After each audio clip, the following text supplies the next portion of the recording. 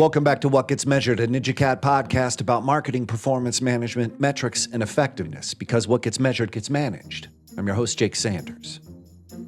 Marketing teams are pushing dashboards and AI harder than ever, yet clarity keeps slipping. Data is everywhere, insight is harder to come by. That gap is where marketing performance breaks down. Today's guest, Tim Shea, has built a career solving exactly that. He's the founder and CEO of Latticework Insights, helping retail and DTC brands turn fragmented data into systems that actually drive decisions.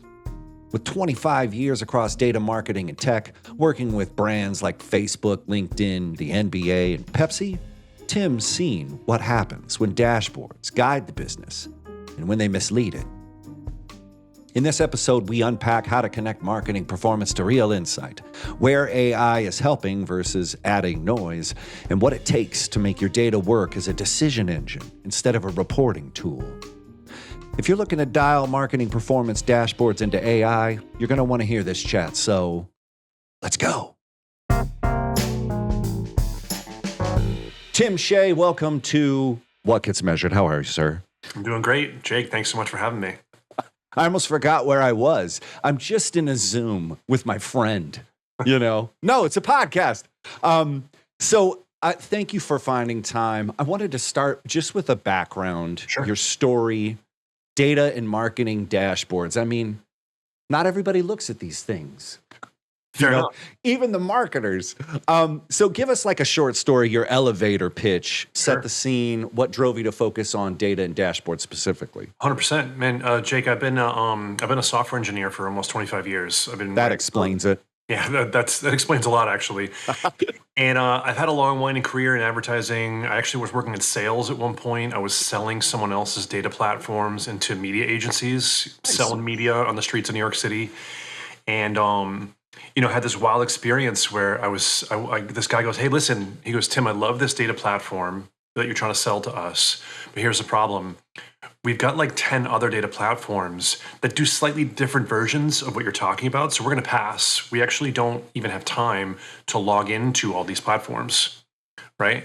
And I remember at the time being like, "Oh, no. Even though we're a SaaS company, we'll help you with a managed service. We'll download all the reports for you. We'll do the cross-platform storytelling for you."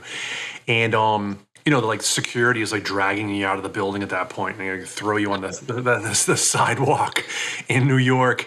And I remember standing up and dusting myself off and looking at all these big giant skyscrapers in New York and being like, "Oh, that's the insight, is that like these companies need to build this lattice work. They need to build a system to automate this, pulling data out of 20 different, systems, sales systems, marketing systems, CRM systems, and they need to have a team that can do the insights, that can like do cross-platform storytelling and, help them see their business in a new way through a new lens." And so that was the story 8 years ago when I started the company. And what's wild is it's still the exact same story today. As companies got data stuck in 20, 30, 40 different platforms, and it's a big nightmare for them. Yeah. And that thing, there's 10 different things that sound exactly the same. I think that's sort of added to the SaaS-pocalypse, a bit. What's that differentiation? I mean, what you said was engineering. What I think of Latticework is like an engineering partner. And I wonder what you said, things haven't changed, the conversation hasn't, but what was true when you started and what is no longer true?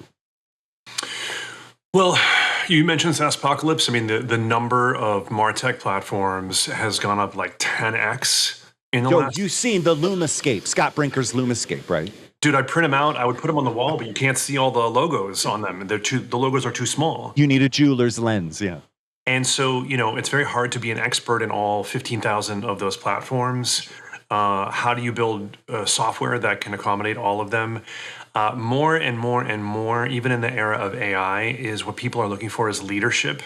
Right? A lot of companies, maybe they have already built some modern data stack. They've already built the data pipelines and the models and the reporting. And companies bring us in and they're like, "Look, we got a bunch of people here who marketing doesn't know when to call the data team. And the data team, they show up to these marketing meetings, want to talk about all these nerdy crap, and no one wants to hear it. So the data folks, right, have got to acquire the sort of finesse and vocabulary to be invited to these executive meetings to be able to provide leadership.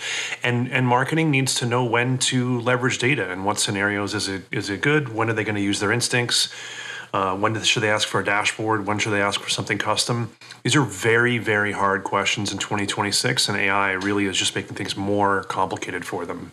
Yeah. And so, I mean, that's the next question is about that AI and analytics. I mean, you just said, me and you, if you've been in this game a long time, you remember big data when everybody was talking about big data.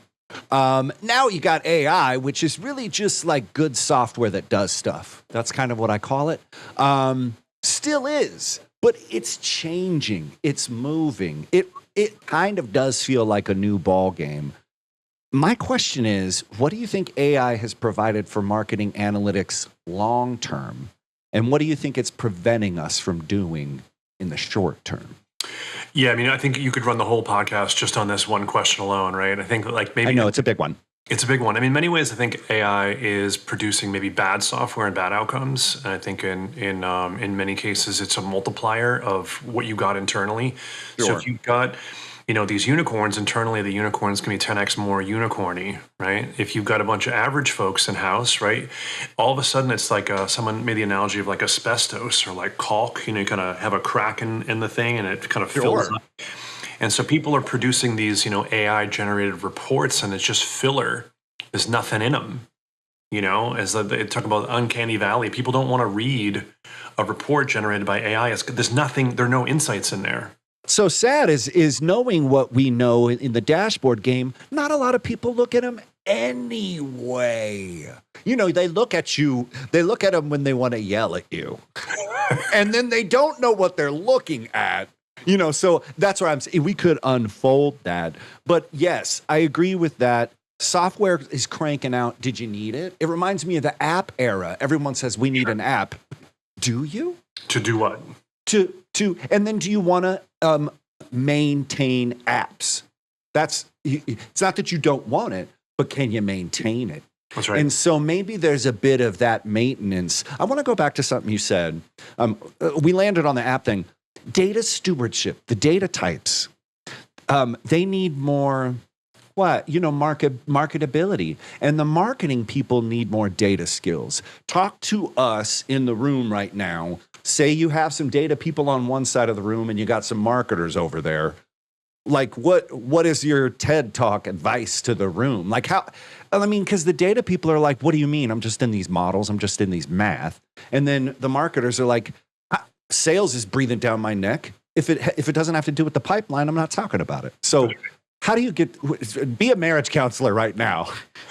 I mean, look, I think in like 100% of clients' meetings that I'm in, there's this problem of like, can we agree that today is Wednesday, right? Like, can we all coalesce around the idea that we're all trying to increase LTV? Are we trying to increase LTV? Are we trying to like shorten time to second purchase? What are we doing here? What are we doing here? And so I think LTV is a great maybe like a kind of straw man, right? People say, well, what is our LTV? Like we think our LTV is 100, and I'm like, I don't need to know anything about your company. I guarantee you, it's not 100. It's not 100, and the reason I know that is because some vendor put the number on screen, and I know it's actually 3 answers. It's not 1 answer. Ooh. And I know that the answer is not really, we can't include people that bought in the last 2 months. We can't include people that we gave a 50% discount to over Black Friday. And like, are there different types of people that buy like multiple times every week, and some people buy a ton of stuff like once a year? Like, can we be honest that there's multiple types of customers? This is not really a conversation around is LTV 105 or is it 96? Like, it's multiple things. LTV is not a number, it is a story.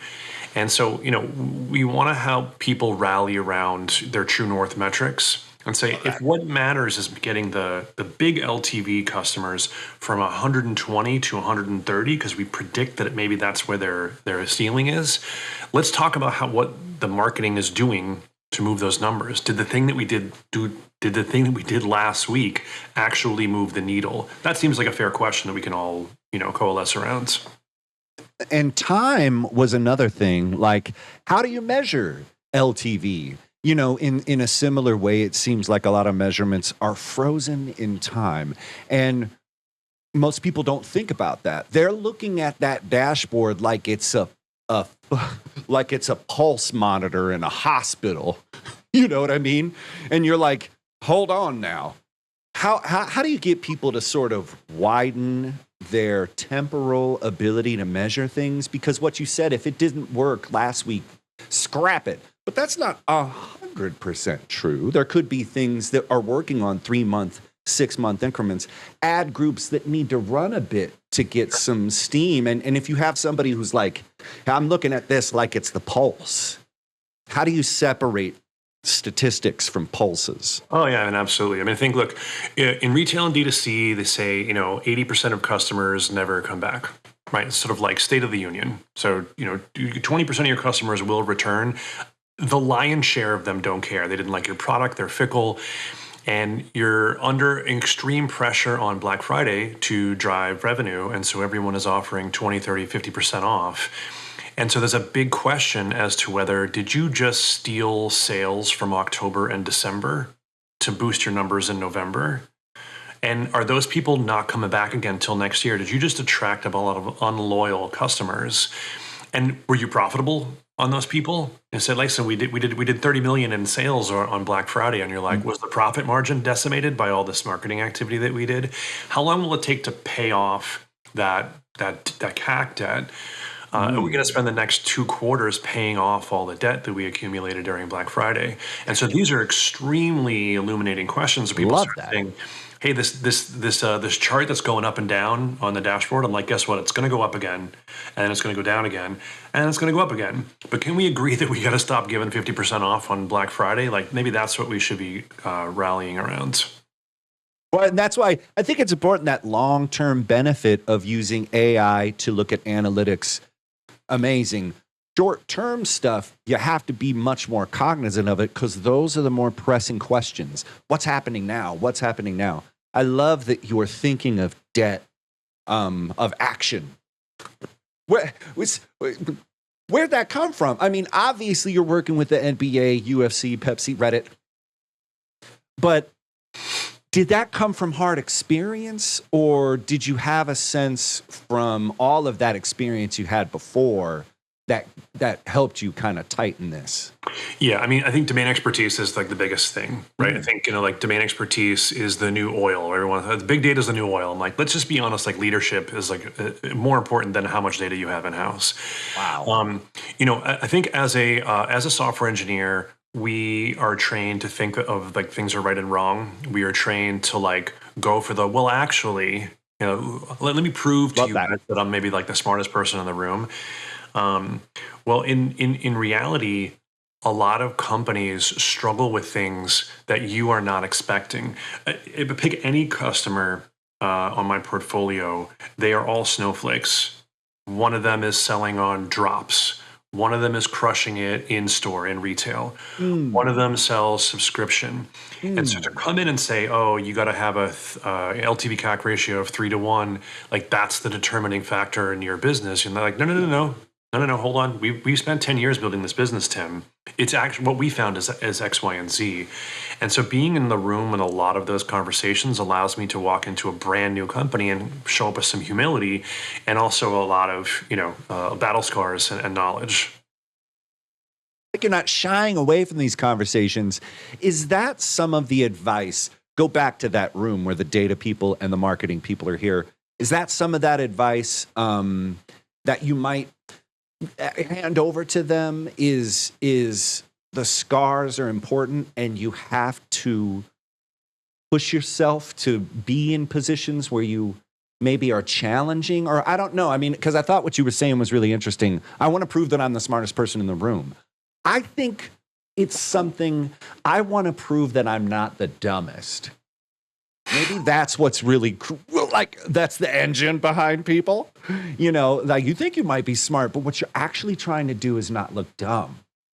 And I think, what's the advice for people? Because the data fools are like, I have the proof of how to not be dumb. The marketing people are like, I can dance my way through any hurricane.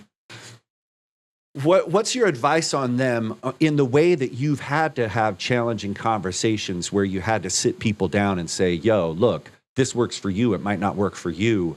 Sure. Do you know what I mean? Yeah, sure. I think, asking really dumb questions is like a great way to get people to disarm a little No bit. one wants to do that. Why don't they want to do that? No one, Because it sounds dumb, doesn't it, Tim? yeah, no one looks dumb. I think there's an art of asking dumb questions in a room to get people to then say, well, actually, Tim, that's a good question.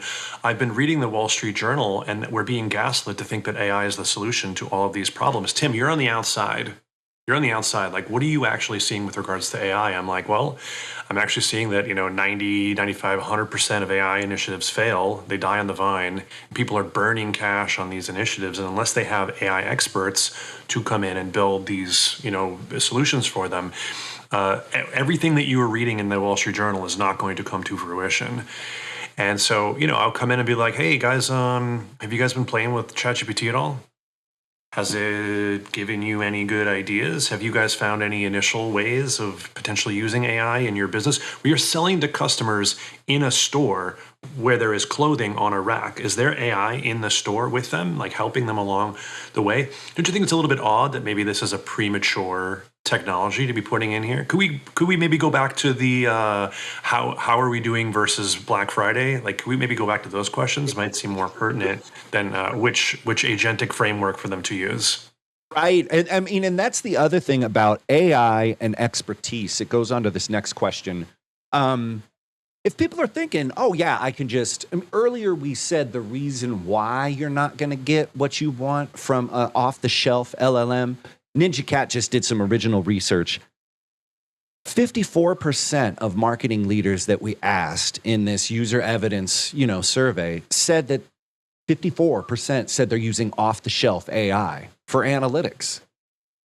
I mean, off the shelf, not even on an instance inside the platforms. So I was like, you talk about a jagged edge, because I've seen people use it when they have this lattice tight, when they have their data management on, when you're connected to it, it's a different thing.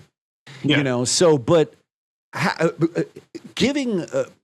what about that stupid question in regards to maybe popping a bubble on hype? Popping a bubble on ROI, ROAS. Do you think that's the best measurement? Maybe not for this. What's your advice on just general?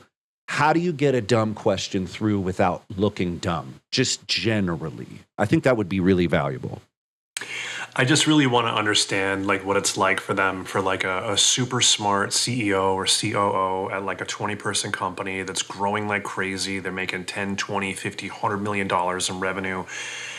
You got to understand, like, it's lonely being a founder and they only have access to certain information, and they're dying for information outside of their organization. So I come in like really humble. I want to understand what's working for them, what's not, where their suspicions are.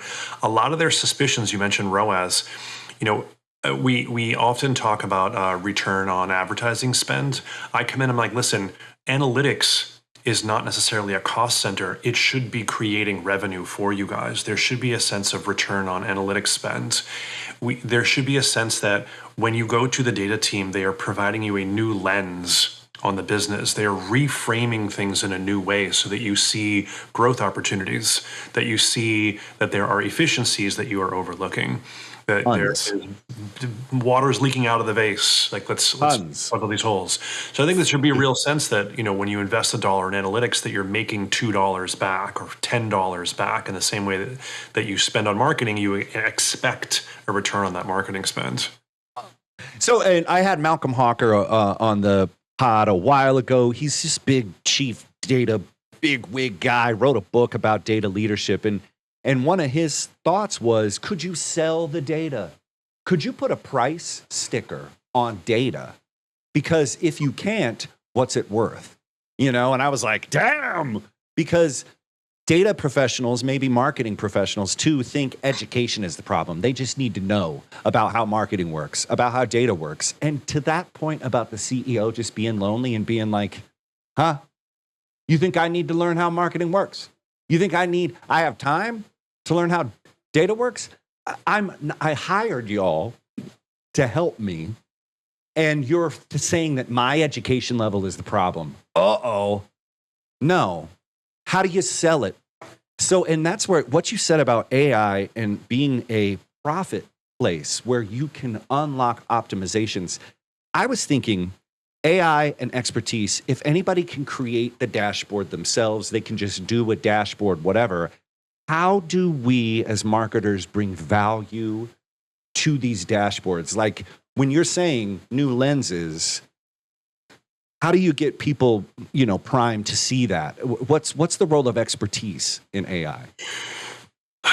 You're asking a great question. One thing I've learned selling Latticework Insights, selling services over the last decade, is you got to make it really easy for people to buy. And so people have never invested in a data science agency. They've never invested in a company like mine before. And so I'm like, look, I'm going to make it really easy for you. We're literally going to sell small, medium, and large. We call it light, basic, and advanced. And they're like, I don't know what that means. I'm like, listen, I have a 3-month blueprint for how we sell analytics. But I'm going to tell you, Jake, you guys are not ready for that yet. I think you guys are at the light stage. And what I'm going to do in the light stage is in 2 to 4 weeks, we're going to take a look at all your data, and we're going to deliver one asset for you. We're going to show you and your stakeholders one thing that's interesting, one new way to look at your company, one new dashboard or a new data pipeline, something that you look at and you say, oh, this is kind of interesting. Let me go rally all the stakeholders in the company around a larger budget or a larger initiative. And if we can't, then they don't renew, right? They don't get anything new. So we really learn, like, you got to make it easy for people to buy this foreign thing that they maybe never used before. Sure, yeah. And I got 2 to 4 weeks to sort of pull a rabbit out of a hat. And if I can't pull a rabbit out of a hat, then maybe it's the wrong fit. And so I've been really sort of like, primed to think about, like, how can I take all the things that I've learned over the last 25 years and show them something novel where they're like, ooh, I would love the larger version of this, please. And it sort of reminds me of a marketing truth is samples. People need to know and have an access point to experience things. And a lot of high ticket items, you don't have that kind of stuff. It's like you're either in or you're not. What ends up being the case anyway at those high levels is they end up involving themselves in a long drawn out sampling process.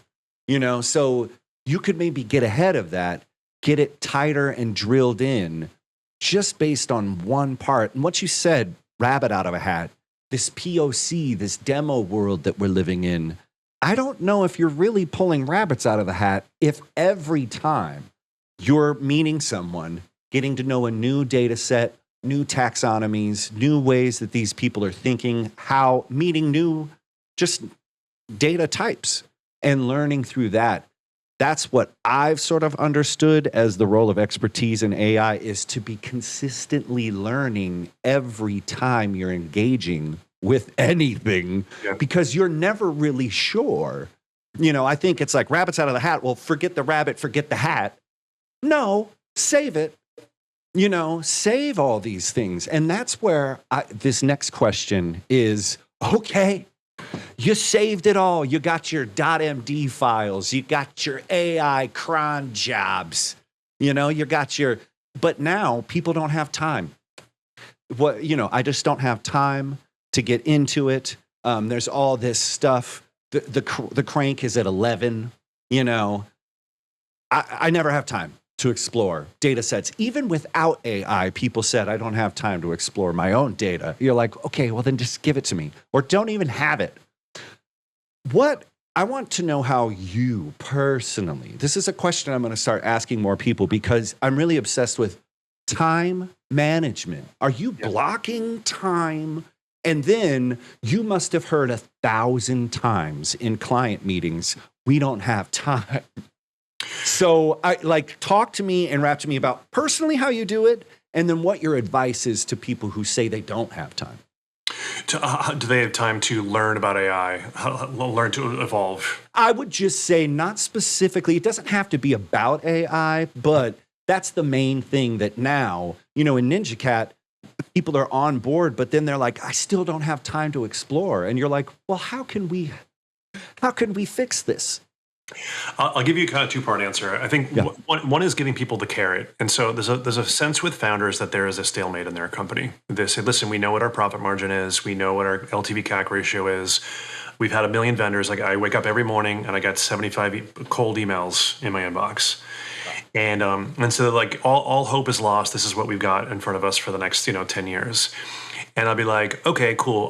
Could we divide your customers up into 3 buckets and look at the churn rates on each one? And that's slightly different in each bucket. And can we actually, if we were to reduce the churn rate for your enterprise customers by 1%, can we actually calculate what that number is? That would actually pay for all of the CAC for your medium and small customers over the last 6 months? And everyone says, oh shit, I would look at that dashboard. I'm like, right. So there is a light at the end of the tunnel if we were to put in the work, if we were to do these things. And so, how do you find time to be innovative? Look, you should be asking this question to everybody. Yes, this is an important one. Number one, who has time? Number two, there's so much bad information out there. The last thing I want to do is have another influencer tell me that like software engineering is dead, marketing is dead, everything's dead. The graveyard is so full, Tim. Everyone's dying. And you're like, well, hold on 1 second. So nobody has adopted this stuff. How is everything dead? How are all my clients are hiring more software developers? They're all upping their marketing spend. They're all hiring more senior leadership. How is anything dead? And so, look, the reason that I can come in really confident about data or analytics, about AI, I've really put in the time. Anytime someone has said, no one's going to make movies in Hollywood anymore because this new video model is going to change everything, the first thing that I do is I start playing around with it. And I'm like, okay, all the good AI filmmakers, for example, when you actually look at their workflows, it's extremely deep. They've taken 10, 20 years of experience. They put in the time to rework their workflow to use AI. It's the same thing with data and analytics. It's the same thing with ops and finance. These people have to think really deeply about how these tools can help, because using the AI chatbot built into QuickBooks, let's be honest, it is useless. The AI chatbot in Slack and Salesforce are useless. You're like, how do I create a new invoice? And it's just like, oh, would you like to read an article about, I'm like, I don't want it. No.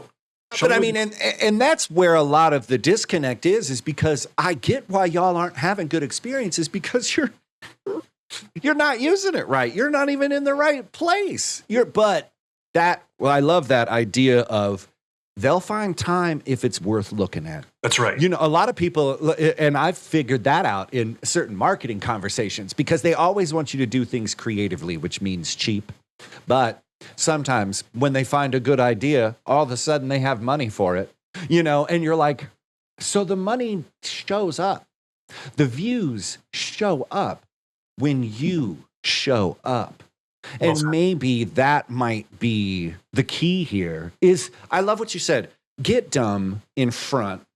Don't be afraid to sort of build people's questioning up from the ground, because you might not be the only person that's thinking like that. That's right. And then this lattice, this infrastructure is invisible, but it's built on people more than tools. You said something about leadership.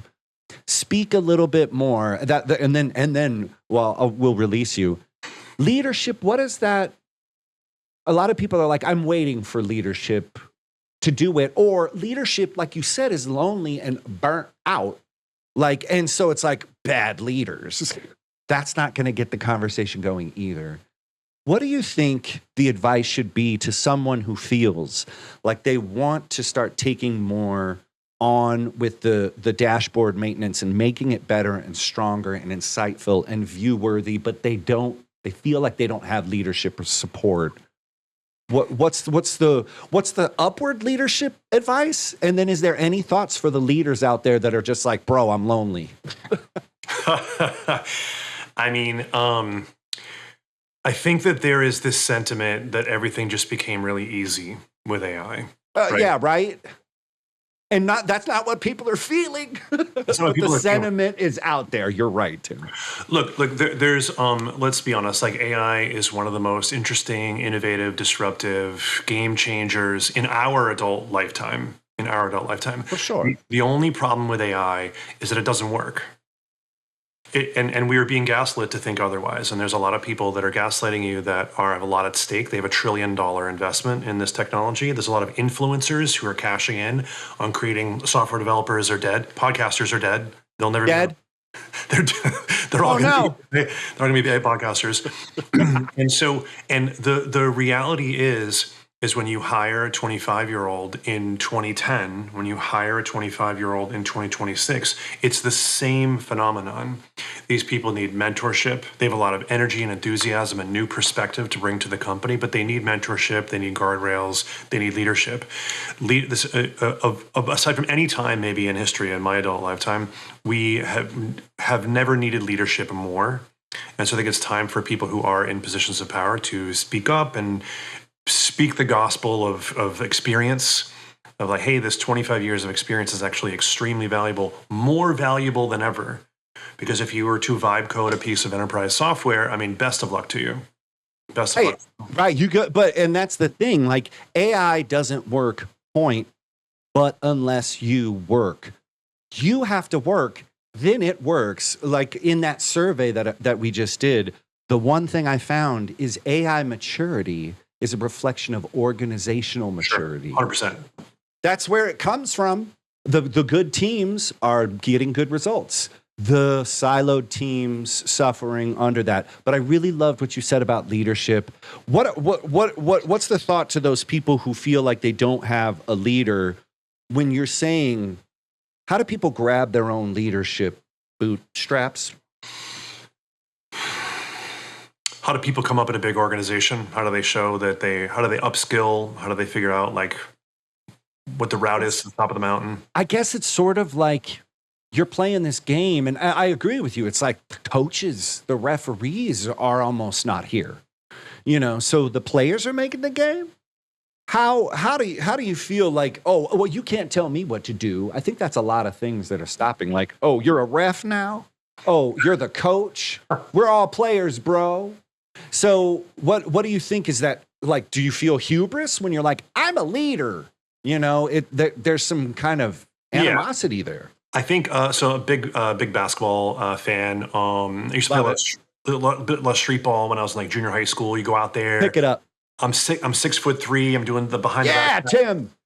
And that's super fun and all, but there was this great analogy about Michael Jordan used to walk around the parquet floors before the game, and he would like kind of put his foot on every board, and he had a feeling that like he knew every nail in the floor and all the other away games, right? Mm-hmm. And so when he would get on the court, he'd be like, if I take the mid-range jumper over here, if I do a hard drive to the left, it's going to be like this. There is a feeling that you have to know every nail in the floor. And if you don't, you're just playing street ball. You're doing the half-court lob, you're doing the alley-oop, and you're shooting 20% from three, and you're losing every game. And so I think that's putting in the work. It's such an unglamorous story of the guy that wakes up every day and like works super hard and busts his butt, and in 30 years he built this amazing company, and there's all these haters and posers on the outside being like, oh, you should do it like this, you should do it like that. And I'm like, you put in 30 years, and it will bear fruit for you. Gosh, I love it. So big shout outs to expertise, building that respect for leadership, respect for intelligence being on a varying scale and not being afraid of that, but getting these dashboards connected to good data, sensible things, good action. I can't believe it, man. People want to hang out with you. They want to learn more. How can they connect with you online? I appreciate that. So check out latticeworkinsights.com. You can check me out on LinkedIn. My name's Tim Shea, founder and CEO of Latticework Insights. Love to be collaborative. Love when people jump at the comments section and ask questions, good, bad, or otherwise. And love to engage, love to talk to young folks to hear what their experience is coming up in the game. That's very different than my experience. Absolutely reach out, and would love to chat more. Cheese or chocolate? All right, I'm not going to let you go until we play a game called Cheese or Chocolate, where I ask you two questions and you have to choose one option. Are you ready? I'm ready. Cheese or chocolate? Chocolate. Oh, you hesitated, Tim. Talk There's to so, many, me. there's so many good cheeses out there, right? Like there's a whole wide a range of them. Some of them are stinky and gross. Some of them are kind of plain and vanilla. But man, every now you go to one of those little wine tasting events and they throw a little cheese at you and you're like, that's a freaking epic cheese. But come on, man, chocolate is so good. I would do like a Twix bar or a Snickers bar or a Lindor chocolate. Those Lindors are amazing. Whoa. And then, like, Milka, you go to Europe, and they're just on some whole other game. Okay, That's right. now, see, we could have another podcast. Fair enough. Stop. All right, lava lamp or black light? I'm channeling my like college days where everyone had like the Jimi Hendrix poster on the wall, and it was. I know that one. I'm going to go black light on that one. It's more versatile than the lava lamp. Yeah, and you can mess around with the posters. Oh, man, that's it. Okay, not that there was a right answer, but sunset or sunrise?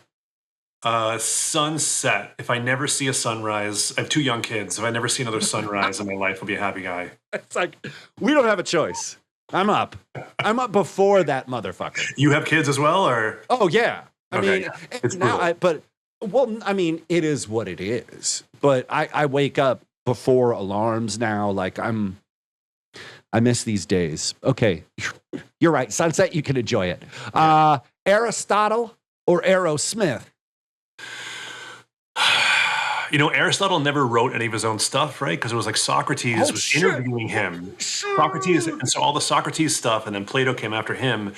So I don't really know what he said other than a secondhand account.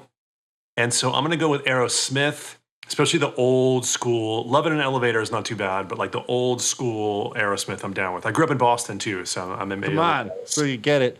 But you're so right. Aristotle's just like, what? He's like a cover band.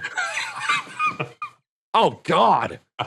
He's rolling around in his little Grecian column right now. He's like, oh, these motherfuckers. Anyway. Okay. 2 more. Yep. Garfield or Snoopy? Garfield was always rocking the lasagna. Snoopy. I'm gonna go with Snoopy. Snoopy's got like real aura. He's got a real game. The whole cast of characters, a bit the Snoopy universe, I could really buy into. The Snoopy universe is, and it's sort of like mum's the word. He's not saying a bunch. Garfield's giving it away. That's fair. You know, that's fair. I love it. Okay, and finally, wow. Robert De Niro or Al Pacino? Oh, come on. What do you, you know, Heat, like let's say Heat is one of the best movies of all time.